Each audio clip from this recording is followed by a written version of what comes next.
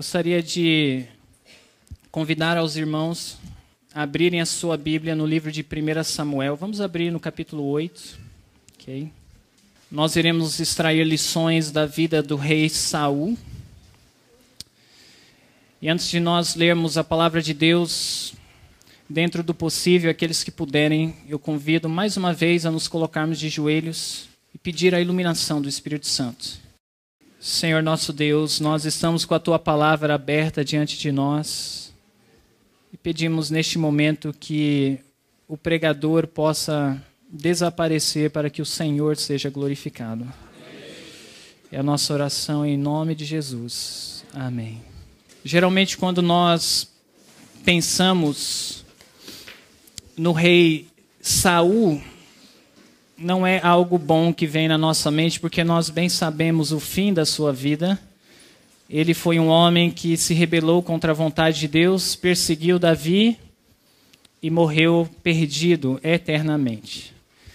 Mas eu gostaria de mostrar também um outro lado da vida do rei Saul, que talvez seja desconhecido de muitos de nós, ou pelo menos passou desapercebido, até então nós chegarmos no momento que ele se rebelou contra Deus. E nós queremos extrair lições. Vocês se lembram que Saul, ele foi o primeiro rei de Israel. Lembrem-se que Israel era uma teocracia, Deus era o seu rei. E no capítulo 8 de 1 Samuel, nós temos o pedido dos anciãos de Israel para que se coloque um rei sobre eles, para que eles sejam como as outras nações. O povo de Deus, no capítulo 8, desejou a ser como as outras nações, como o restante do mundo. Samuel se sente ofendido, Deus o repreende e diz: eles não te rejeitaram. Nós podemos acompanhar essa leitura no verso 7. Vamos ler o que a Bíblia diz no versículo 7. E disse o Senhor a Samuel: ouve a voz do povo em tudo quanto te dizem, pois não tem rejeitado a ti, antes a mim me tem rejeitado, para eu não reinar sobre eles. Deus pede para que Samuel ouça a voz do povo, mas antes que ele pudesse repreender o povo pela decisão que eles tomaram,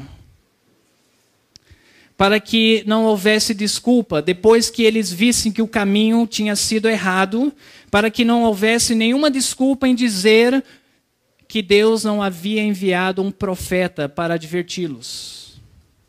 Samuel faz o apelo e a resposta vem no verso 19, que diz: porém o povo não quis ouvir a voz de Samuel e disseram: não, mas haverá sobre nós um rei. Em outras palavras, o povo de Deus se recusa a ouvir a voz do profeta e segue uma direção contrária à vontade de Deus. No capítulo 9 e no capítulo 10, nós temos a escolha do rei de Israel. É interessante nós notarmos que, embora Deus estava contra aquela decisão, ele ajudou na escolha do primeiro rei de Israel. Ele usou Samuel para que escolhesse um homem que estaria com o Espírito do Senhor. E eu quero que vocês vejam isso. Veja no capítulo 9, vamos começar aqui no verso 21. Deus dá a oportunidade para Samuel encontrar Saul, e ele reconhece que Saul será o ungido do Senhor e decide revelar parcialmente os planos que Deus tinha para a sua vida. E nós podemos acompanhar a reação de Saul. Eu quero que vocês vejam e digam para mim, foi uma reação humilde ou soberba? Vamos ler o verso 21 que fala sobre a reação de Saul quando ele ficou sabendo dos planos de Deus a seu respeito. Então respondeu Saul e disse: porventura, não sou eu filho de Benjamim, da menor das tribos de Israel, e a minha família a menor de todas as famílias das tribos de Benjamim? Por que, pois, me falas com semelhantes palavras? O que vocês acham? Foi uma resposta soberba ou humilde? ele demonstrou humildade. Em outras palavras, ele estava dizendo: eu não me sinto qualificado para exercer essa função. No capítulo 10, quando ele estava indo embora da presença de Samuel, olha só o que aconteceu no verso 9 e no verso 10. Vamos acompanhar a leitura, começando no verso 9. A Bíblia diz ali: sucedeu, pois, que virando ele as costas para partir de Samuel, note bem o que a Bíblia diz, Deus lhe mudou o coração em outro. Vamos parar por aqui. Quando a Bíblia diz que Deus mudou o coração de Saul em outro, o que a Bíblia está tentando dizer para nós? Que ele experimentou uma conversão genuína. Isso que a Bíblia está tentando nos dizer. Talvez esse aspecto da vida do rei Saul nós geralmente passamos por alto, mas a verdade é que no início do seu chamado, ele teve uma experiência de conversão genuína. E não para por aí, continuando a leitura no verso 9.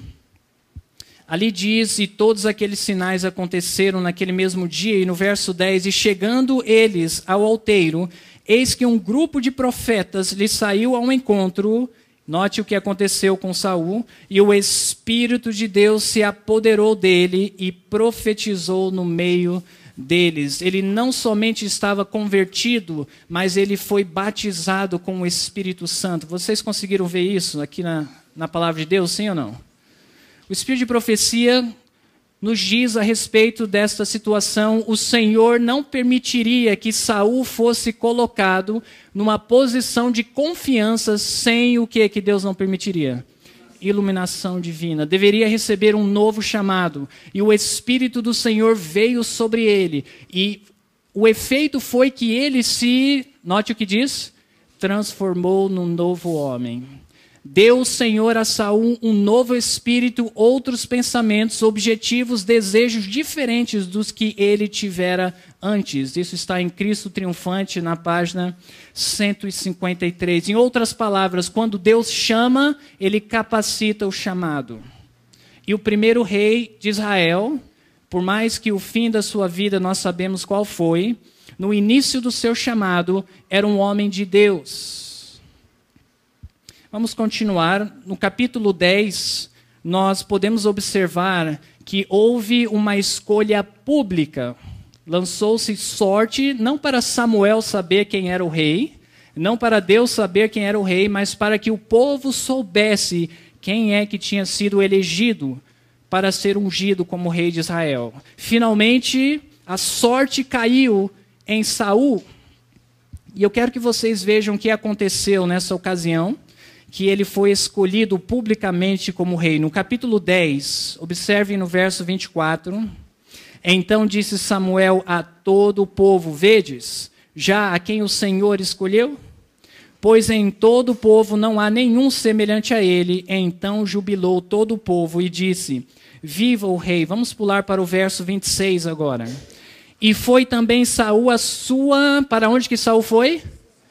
Para a sua casa. Parece que não tem muita importância essa frase, mas na verdade tem relevância. O que a Bíblia está tentando dizer quando diz que Saul foi para a sua casa? Está tentando nos dizer que ele não assumiu o trono naquele momento. Ele ainda assim se sentiu desqualificado e foi para casa. Olha o que acontece agora no verso 27. Mas os filhos de Belial, e a propósito, no livro Patriarcas e Profetas diz que os filhos de Belial eram uma grande porção da tribo de Judá e da tribo de Efraim. E a razão que eles foram chamados de filhos de Belial era porque eles estavam com ciúmes de Saul, que era da tribo de Benjamim. As duas maiores tribos de Israel eram a tribo de Judá e a tribo de Efraim. E eles pensaram, se haverá um rei em Israel, deverá ser de uma de nossas tribos, porque nós somos as maiores tribos. Mas Deus escolheu da menor tribo de Israel. E por causa daquele ciúme, nós podemos ver ainda no capítulo 10, No verso 27, continuando a leitura, o que eles disseram, os filhos de Belial? É este o que nos há de livrar? E, qual é a próxima palavra? Desprezaram e não lhe trouxeram presentes. Porém, ele, Saul, se fez como surdo. Quando a Bíblia diz que Saul se fez como surdo, significa que ele não ouviu o que eles falaram, ou ele ouviu, mas se conteve. Ele ouviu e se conteve. Guardem isso na mente de vocês, porque eu vou voltar a este ponto. Ele ouviu quem foi que o desprezou, ele ouviu quem o rejeitou, mas ainda assim ele se fez como surdo. No capítulo 11 de 1 Samuel, o que nós vemos aqui no capítulo 11 é que os amonitas ameaçam uma região de Israel, e aquela região diz, vamos fazer um trato, porque eles sabiam que não poderiam lutar contra os amonitas. E aí os amonitas disseram, eram mais fortes, eles que propuseram, e disseram, se vocês arrancarem o olho direito e nos servirem, o trato está feito. E aí essa palavra veio àquela região, e eles se sentiram extremamente humilhados, não queriam arrancar o olho, e a palavra se espalhou por todo Israel até chegar aos ouvidos de Saul, que estava em sua casa trabalhando no campo. Quando ele ouviu a ousadia dos amonitas, o Espírito do Senhor veio sobre ele de tal maneira que ele, com entusiasmo, com zelo santo, ele conseguiu levantar um exército de 300 mil homens. E batalharam contra os amonitas, e venceram, e libertaram o povo de Deus daquela região, e houve grande comemoração, e eles anunciaram Saul publicamente, agora, porque ele não havia assumido no capítulo 10, como rei de Israel. E olha só o que acontece no capítulo 11, logo após essa guerra, quando eles estão comemorando. Vamos dar uma olhada no capítulo 11 e no versículo 12, também no versículo 13. Eu quero que vocês vejam, vamos começar no versículo 12, capítulo 11 de 1 Samuel. Diz ali no verso 12, então disse o povo a Samuel. O povo falou com quem, gente? Samuel. Eles estavam acostumados a falar com Samuel, embora Saul era o rei escolhido. O que o povo disse para Samuel? Quem é aquele que dizia que Saul não reinaria sobre nós? Dai-nos aqueles homens, e faremos o que com eles? E os mataremos. Pareceram que tiveram uma ideia brilhante. Vamos eliminar a rebeldia que está no meio do povo. Quem são aqueles que se opuseram contra este rei que nos libertou pelo poder do Espírito? E agora eu quero que vocês vejam no verso 13. Eles estavam falando com quem no verso 12? Samuel. E no verso 13, porém, Saul disse, hoje não morrerá nenhum, pois hoje tem feito o Senhor um livramento em Israel. Em outras palavras, Saul se intromete e intercede pelos seus inimigos. Eu pergunto para vocês, quem na Bíblia intercedeu pelos seus inimigos? O próprio Jesus Cristo. Em outras palavras, nós podemos ver que até aqui, o capítulo 11, Saul experimentou uma conversão genuína, estava cheio do Espírito, liderava o povo de Deus pelo poder do Espírito e manifesta o caráter de Deus intercedendo pelos seus inimigos. Ele era ou não era um homem de Deus? Até esse ponto, não existe dúvida. Um homem de Deus. Vamos avançar agora no capítulo 13. Vamos abrir a nossa Bíblia lá, 1 Samuel, capítulo 13. O capítulo 13, nós começamos a ver a queda espiritual do rei Saul. Ok? No capítulo 13, Jonathan, o filho de Saul, provocou os filisteus, destruindo um dos fortes dos filisteus. E isso suscitou a ira dos filisteus. Os filisteus armaram um exército grande para batalhar contra Israel, e Saul ficou sabendo. Quando Saul ficou sabendo, aí começou a entrar a desconfiança de Deus. De alguma forma, ele não estava em comunhão com Deus como ele estava até o capítulo 11. Vamos ver o que acontece aqui no capítulo 13. Ele recebe ordens explícitas do profeta Samuel do que ele deveria fazer naquela circunstância. Vamos ver o capítulo 13, o verso 8.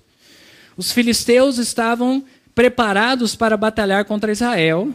E aí a ordem do profeta ao rei foi a seguinte, no verso 8, esperou Saul 7 dias até ao tempo que Samuel determinara. Não vindo, porém, Samuel a Gilgal, o povo se... O que acontecia com o povo? Dispersava dele. Em outras palavras, quando ele estava esperando o profeta, aqui ele tentando fazer a vontade de Deus, mas ele não obedeceu naquele quesito de esperar os 7 dias inteiros. Ele esperou até o 7º dia, mas não inteiro. E quando ele via que o povo se espalhava, ele perdeu totalmente a confiança em Deus. E a fim de recuperar a confiança do povo na sua liderança, o que ele faz? Ele oferece o sacrifício que deveria ser oferecido por Samuel. Porque através daquela cerimônia, ele queria inspirar confiança no povo. Deus está conosco, não temam. Mas ainda assim o seu exército se reduziu a 600 homens. E os 600 iam atrás dele com os joelhos tremendo. Samuel aparece, nós conhecemos bem a história, repreende ele por aquela falta de fé em Deus, falta de confiança em Deus. Podemos acompanhar aqui no capítulo 13, olha o verso 9. Então disse Saul, trazei-me aqui um holocausto e ofertas pacíficas, e ofereceu o holocausto. No verso 12, eu disse, agora descerão os filisteus sobre mim, a Gilgal, e ainda à face do Senhor não orei, e constrangi-me, ofereci o holocausto. Ele está tentando justificar o erro perante Samuel. Ele está dizendo, a única razão que eu fiz isso, Samuel, foi porque eu precisava ir para a guerra, mas antes de ir para a guerra eu tinha que orar. Ou seja, o seu zelo nas coisas religiosas nesta ocasião, serviram para justificar a sua falta de fé em Deus. O Espírito de profecia nos diz o seguinte, em vidas que falam, ao reter Samuel, era propósito de Deus que o coração de Samuel fosse o quê? Perdão, Saul, obrigado. Fosse o quê que aconteceria? Revelado, a fim de que outros pudessem saber o que ele faria numa emergência. Deus precisava testar o coração de Saul. Era necessário que ele viesse em uma situação de emergência para que ele mostrasse se realmente ele estava com Deus ou não. Não é diferente conosco hoje. Deus permite que nós nos coloquemos em situações de emergência para que a nossa fé seja manifestada. Ou para a glória dele, ou para que sirva para que entendamos onde nós estamos. Será que estamos com Deus ou perdemos a nossa confiança em Deus? No caso de Saul, ele havia perdido a sua confiança em Deus. O que lhe faltava em piedade verdadeira, experimentava realizar pelo seu zelo nas formas de religião. Nós sabemos que as formas de religião, quando estão na palavra de Deus, são necessárias, mas no caso de Saul, o que ele estava tentando fazer era usar a forma de religião para esconder o que estava no seu coração. Mas Deus conheceu o seu coração através de uma situação de emergência. Quando as coisas vão bem, é fácil nós professarmos o cristianismo. Quando os desafios aparecem para nós, é aí que realmente nós podemos ver aonde nós estamos espiritualmente. o mesmo se dará nos últimos dias, quando o povo de Deus será testado severamente, o caráter de todos será revelado. Em 1 Samuel capítulo 14, vamos avançar. Eu não vou ir em cada capítulo de 1 Samuel, mas vamos aqui entrar no capítulo 14. Okay? Nós temos a guerra contra os filisteus. 600 homens temerosos, mas ainda assim eles ouviram um barulho estranho no arraial dos filisteus. Parecia que os filisteus estavam em guerra e pareciam que eles estavam sendo derrotados. E eles pensaram, quem dentre nós foi à frente na batalha sem a ordem do rei? E aí eles descobriram que quem tinha ido era Jonathan e o seu carregador de armas. 2 homens, movidos pelo poder do Espírito e confiança em Deus, saíram para a batalha e estavam vencendo os filisteus. Imagina, somente 2 homens. Não eram méritos humanos, mas era o poder de Deus que estava sendo manifestado. E aí Saul, quando percebeu aquilo, se animou e disse, vamos ajudá-los. Foram para a guerra. Os israelitas que se esconderam nas cavernas se animaram, disseram, vamos para a guerra. Nada de errado com isso. A atitude de Jonathan animou os demais.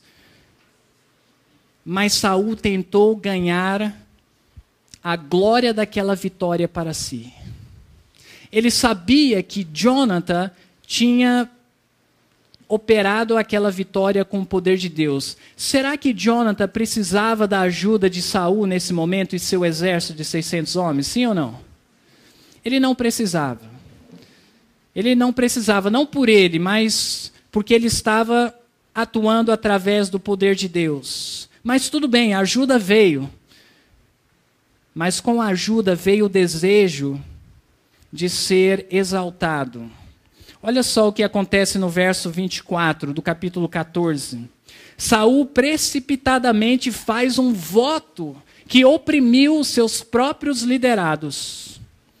No capítulo 14, no verso 24, a Bíblia diz o seguinte. Capítulo 14, verso 24. E estavam os homens de Israel, de que forma que eles estavam?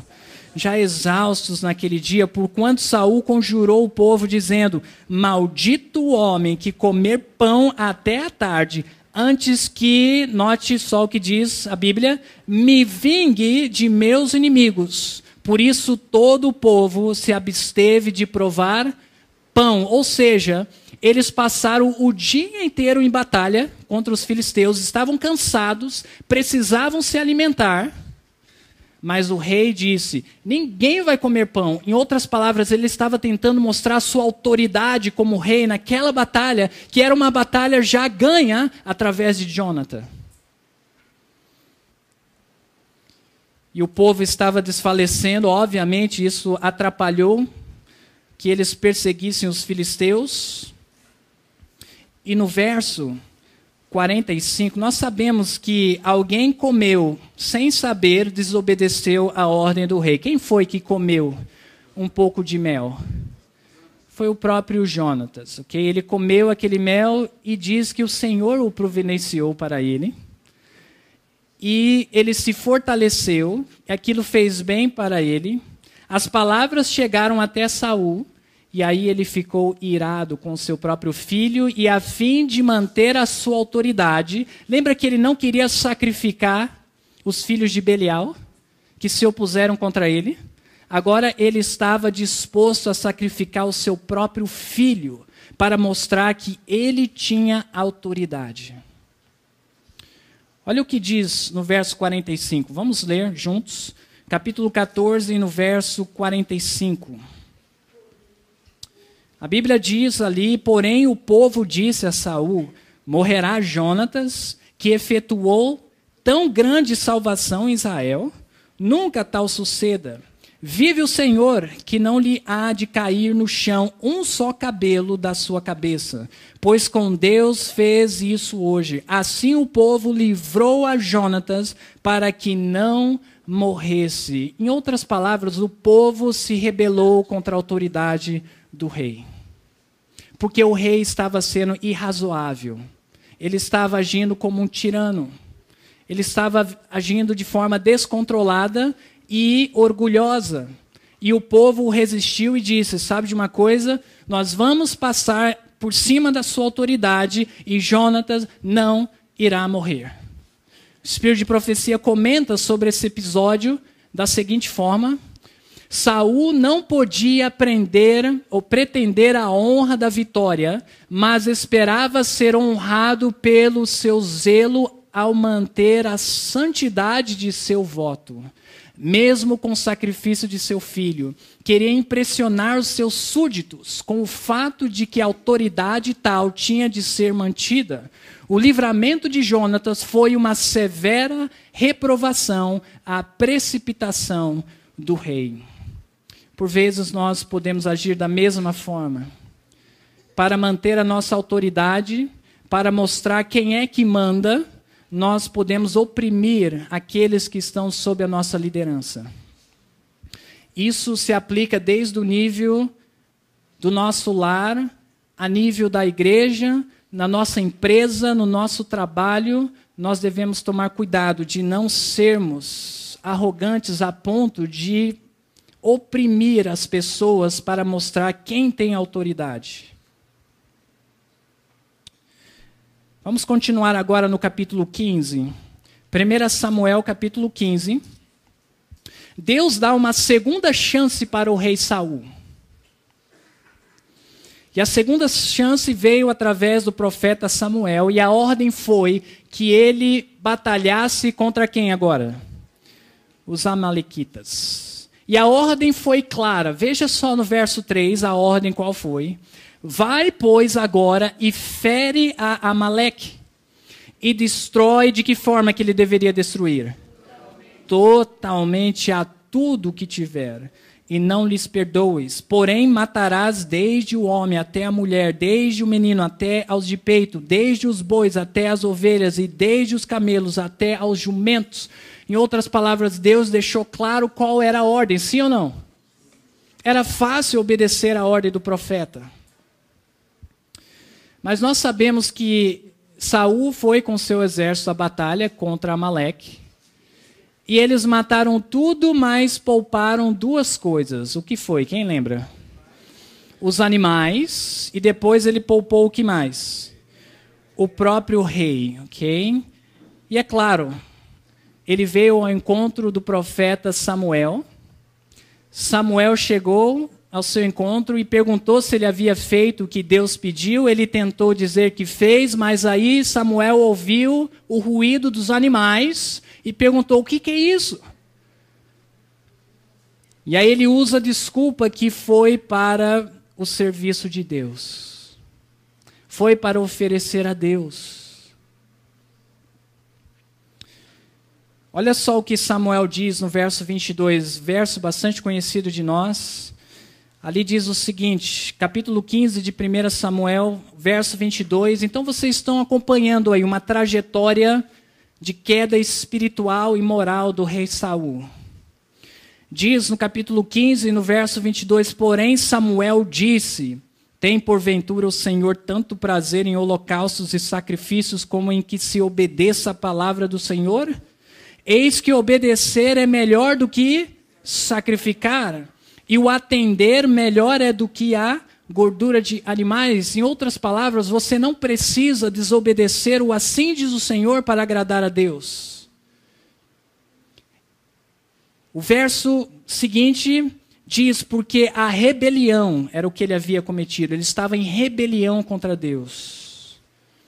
É como o pecado de feitiçaria. É interessante que o profeta disse isso, porque até essa ocasião Saul não tinha praticado feitiçaria, sim ou não? Não tinha, mas nós sabemos que ele praticou feitiçaria no final da sua vida. Era como se fosse que o profeta estava vendo a decadência moral dele, aonde iria terminar. Em total rebelião contra Deus, praticando feitiçaria. Aqui nos mostra o perigo de desviar do assim diz o Senhor. E aí continua dizendo, e o porfiar é como iniquidade e idolatria, porquanto tu rejeitaste a palavra do Senhor, ele também te rejeitou a ti para que não sejas rei. E nós sabemos que a partir de então Deus começa a trabalhar no coração de Davi para que seja o próximo rei de Israel. Sabemos a história, Saul, ele se afasta de Deus de tal maneira que persegue Davi. No capítulo 28 é a ocasião que nós temos. Vamos avançar um pouco em nossa Bíblia. Eu quero que vocês vejam no capítulo 28 o pecado que selou o destino de Saul. Eu quero que vocês entendam que até o capítulo 15, até qual capítulo que eu acabei de falar? Ele foi rejeitado como rei, mas não rejeitado para o céu ainda. Ele poderia se arrepender e ser restaurado. Mas no capítulo 28, quando ele consulta a feiticeira de Endor, ali foi o ponto final para ele. O Espírito de Profecia comenta sobre essa ocasião e diz em Vidas que Falam, na página 171, Saul sabia, está falando aqui do capítulo 28, quando em uma batalha contra os filisteus, sem saber o que fazer, consulta uma feiticeira, pois o profeta Samuel estava morto.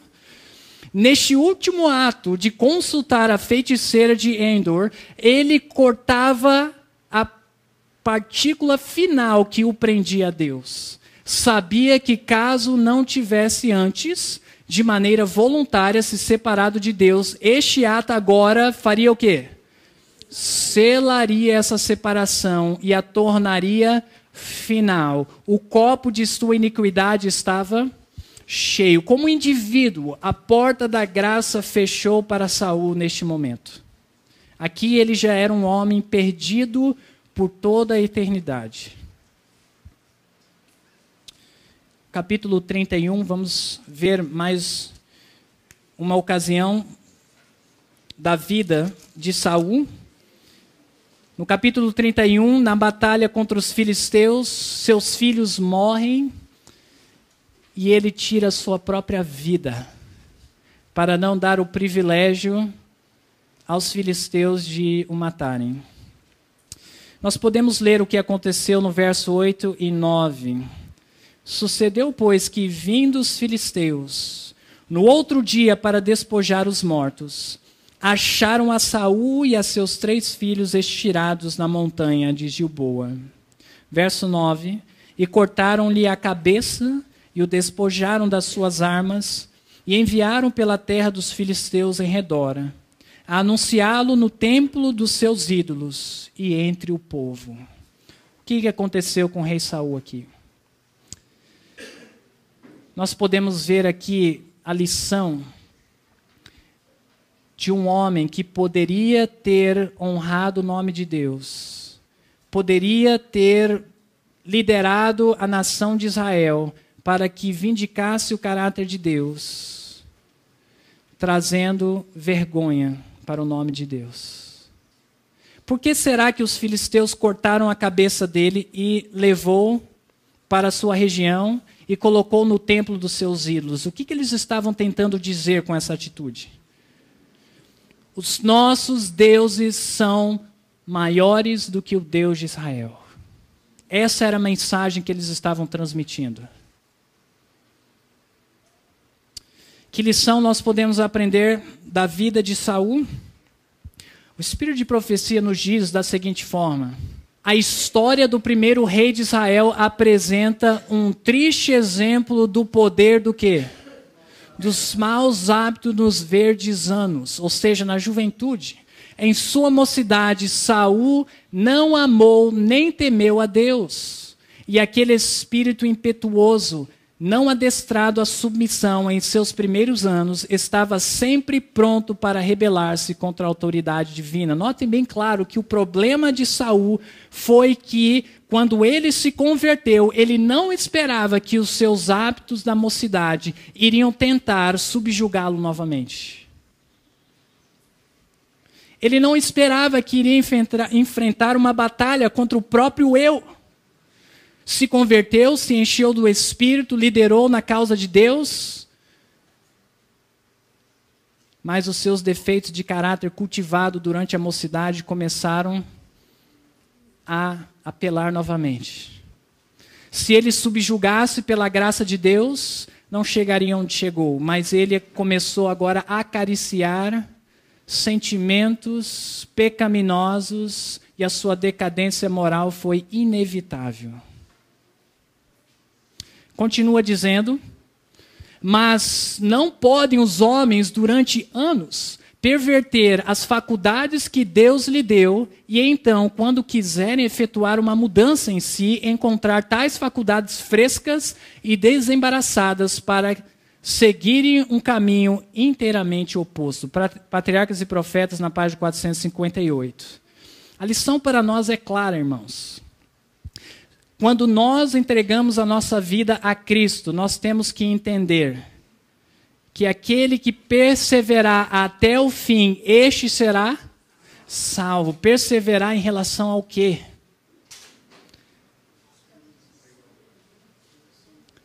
Na busca da santidade. O Espírito de profecia também nos diz, em relação à luta que todos nós temos que enfrentar, os que nunca passaram por tais experiências não podem conhecer o quase avassalador poder do apetite ou o feroz conflito entre hábitos de condescendência consigo mesmo e a decisão de ser temperante em todas as coisas. Essa batalha deve ser travada quantas vezes? Uma e muitas vezes. Deixa eu contar uma experiência para os irmãos. Em uma ocasião, eu estava responsável para desenvolver um trabalho evangelístico. E o pastor do distrito me colocou encarregado do outro obreiro. E, na verdade, ele estava chegando na região. Eu fui buscá-lo no aeroporto. Quando eu peguei ele no aeroporto, ele só falava de Deus, ele estava entusiasmado. Ele queria fazer a obra de Deus. Era uma experiência genuína que ele estava tendo com o Senhor. Quando ele pregou na igreja pela primeira vez, você viu o fervor do jovem. Ele dava estudos bíblicos.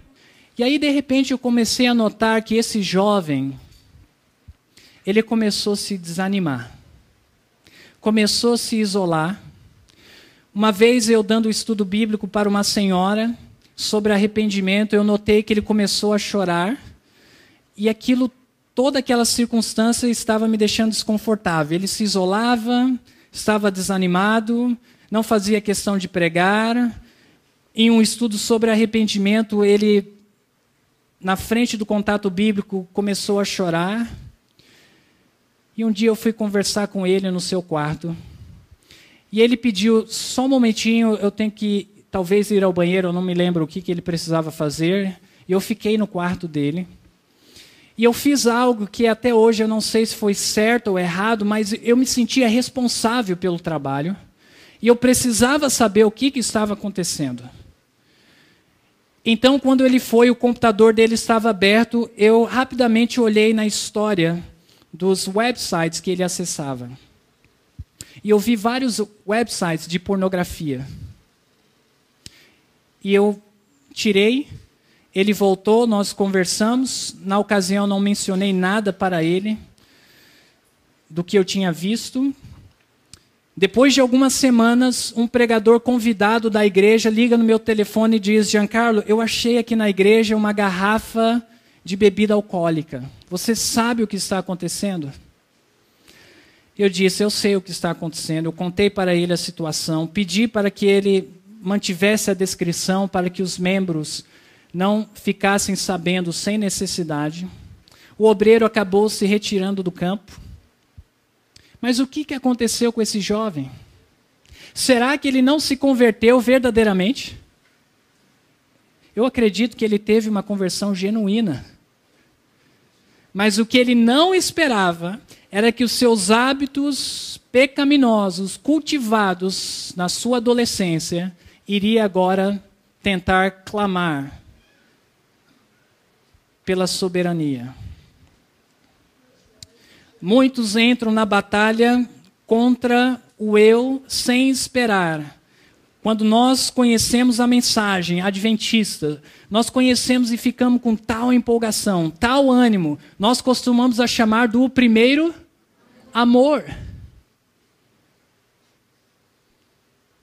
E quando menos nós esperamos, nós nos confrontamos com o nosso próprio eu.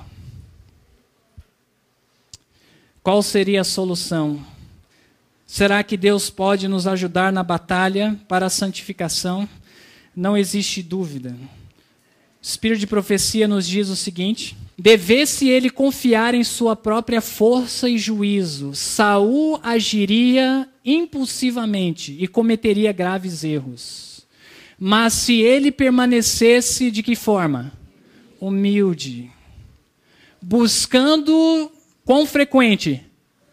Constantemente ser guiado pela sabedoria divina, sob influência da graça divina. O que acontece quando nós buscamos a Deus constantemente, diariamente, buscando a sua sabedoria, recebendo a sua graça, sendo batizado pelo Espírito? Toda boa qualidade se fortaleceria. Ou seja, Deus, ainda daqueles traços de caráter que são honráveis a Ele, Ele quer ainda fortalecer mais. Mas Ele não para por aí, Ele diz, enquanto traços maus continuamente perderiam o seu poder. Review and Herald, 8 de novembro de 1887. O segredo para batalharmos contra o eu, contra o pecado, é uma constante entrega a Deus. Nós não podemos descansar. Nós não podemos achar que, por nós estarmos entusiasmados em um momento da nossa experiência cristã, esse entusiasmo, esse sentimento, ele vai prevalecer no caminho inteiro. Não vai, porque fé não é o quê? Sentimento. Nossa religião não pode ser fundamentada em sentimentos. Os sentimentos vêm e vão. É necessário uma entrega constante, receber o batismo do Espírito diariamente. Qualquer cuidado, o nosso eu, a nossa natureza pecaminosa, clamará pela vitória. O caminho que leva à vida eterna é estreito, e são quantos que entram por ele? Poucos que entram por ele. Meu apelo essa manhã para nós é bem claro. Talvez, sob o som da minha voz, existam pessoas que estão acariciando pecados, hábitos pecaminosos desenvolvidos desde criança, durante a adolescência, não sei. Mas talvez existam pessoas aqui que têm batalhado contra um determinado pecado vez após vez. Eu digo para você, meu irmão, minha irmã, somente uma decisão diária em buscar a Deus poderá te libertar. Se você não tomar essa decisão hoje, e não só hoje, amanhã, depois de amanhã e até a glorificação, você será vencido. Mas a Bíblia nos diz que onde abundou o pecado, sobreabundou o quê? A graça. E a graça de Deus faz o quê por nós? Nos liberta do pecado. Exatamente. O meu apelo é claro, se você está acariciando algum pecado na sua vida, e você sabe disso, um pecado consciente, que você possa colocar no altar de Deus. Que você tome a sua decisão. Não espere um sentimento de entusiasmo vir sobre você. Não dependa de um sentimento de entusiasmo. Toma a sua decisão. Fique do lado de Cristo. Talvez alguém aqui possa estar vivendo um momento que, rapidamente, ao vasculhar a sua própria vida, não consegue identificar algum pecado acariciado. Mas ore de forma fervorosa por aqueles pecados que você costumava praticar na sua adolescência e infância. Pode ser que eles não apelem a você hoje, mas isso não é garantia. A única garantia que nós teremos é na glorificação. Existe alguém aqui, eu não quero que você se manifeste em levantar a mão, mas que precisa tomar uma decisão hoje? Que você tome neste momento. Eleve os seus pensamentos ao trono da graça. E diz: Jesus, me liberte do pecado. Me dê graças para que eu vença. E se no processo de buscar a iluminação divina diária, você cair, lembre-se que você tem um advogado que está no céu. Não se desanime. Satanás vai te desencorajar. Clame pela justiça de Cristo, tanto para te justificar quanto para te santificar. E você obterá a vitória. Se você quer tomar essa decisão, quando nós nos colocarmos de joelhos, eu peço que você clame fervorosamente pela vitória. Vamos nos colocar de joelhos nesse momento. Senhor nosso Deus, através da história do rei Saul, nós podemos aprender que não existe uma vez salvo, salvo para sempre. E por isso precisamos buscá-lo neste momento de todo o nosso coração. Nós queremos pedir que o Senhor perdoe os nossos pecados, que o Senhor nos lave, nos purifique de nossa maldade, refine o nosso caráter, de nossa arrogância, de nosso orgulho, de nosso egoísmo, de nosso autoritarismo, de tudo que possa ser desonrável ao teu nome, de toda vaidade, de toda desonestidade. Senhor, santifique a tua igreja nesse momento e peço que coloque o desejo de te buscar a cada manhã, a cada noite. Coloque o desejo em nosso coração de estudar a tua palavra. E que não dependamos de sentimentos para te buscar. Ó Senhor, nos ajude, porque não é natural de nossa pessoa. Nós clamamos por isso, pela graça de Jesus. Amém.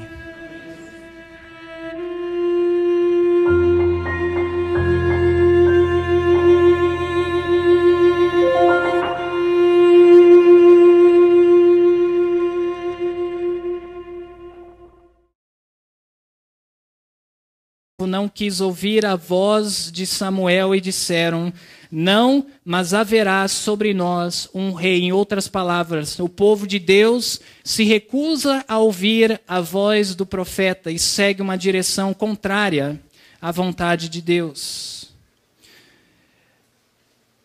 No capítulo 9, no capítulo 10, nós temos a escolha do rei de Israel. É interessante nós notarmos que, embora Deus estava contra aquela decisão, ele ajudou na escolha do primeiro rei de Israel. Ele usou Samuel para que escolhesse um homem que estaria com o Espírito do Senhor. E eu quero que vocês vejam isso. Veja no capítulo 9, vamos começar aqui no verso 21. Deus dá a oportunidade para Samuel encontrar Saul, e ele reconhece que Saul será o ungido do Senhor e decide revelar parcialmente os planos que Deus tinha para a sua vida. O desejou a ser como as outras nações, como o restante do mundo. Samuel se sente ofendido, Deus o repreende e diz: eles não te rejeitaram. Nós podemos acompanhar essa leitura no verso 7. Vamos ler o que a Bíblia diz no versículo 7. E disse o Senhor a Samuel: ouve a voz do povo em tudo quanto te dizem, pois não tem rejeitado a ti, antes a mim me tem rejeitado, para eu não reinar sobre eles. Deus pede para que Samuel ouça a voz do povo, mas antes que ele pudesse repreender o povo pela decisão que eles tomaram. Para que não houvesse desculpa, depois que eles vissem que o caminho tinha sido errado, para que não houvesse nenhuma desculpa em dizer que Deus não havia enviado um profeta para adverti-los. Samuel faz o apelo e a resposta vem no verso 19, que diz: porém o povo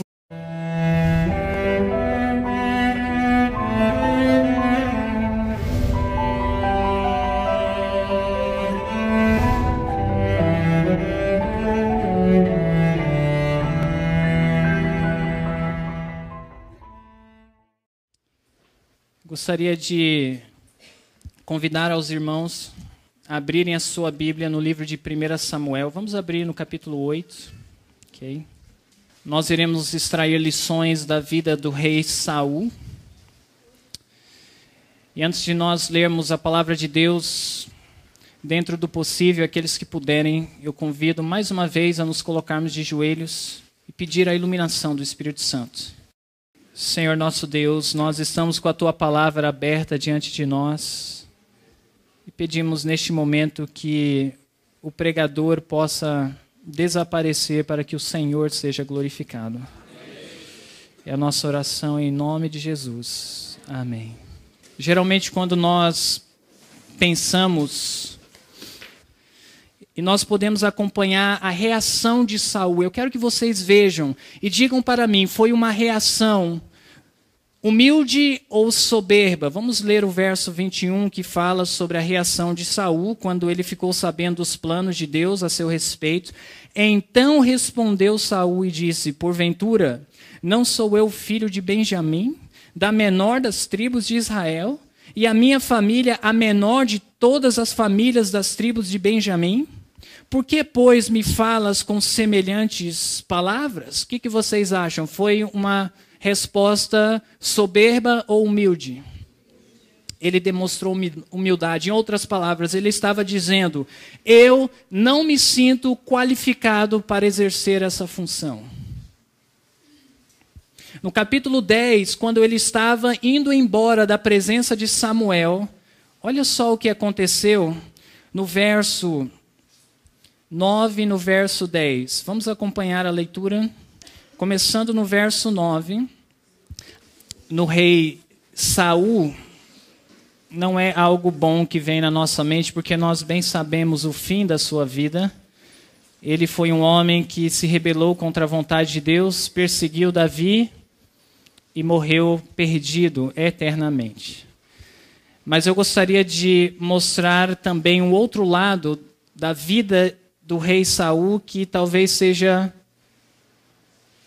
desconhecido de muitos de nós, ou pelo menos passou desapercebido, até então nós chegarmos no momento que ele se rebelou contra Deus. E nós queremos extrair lições.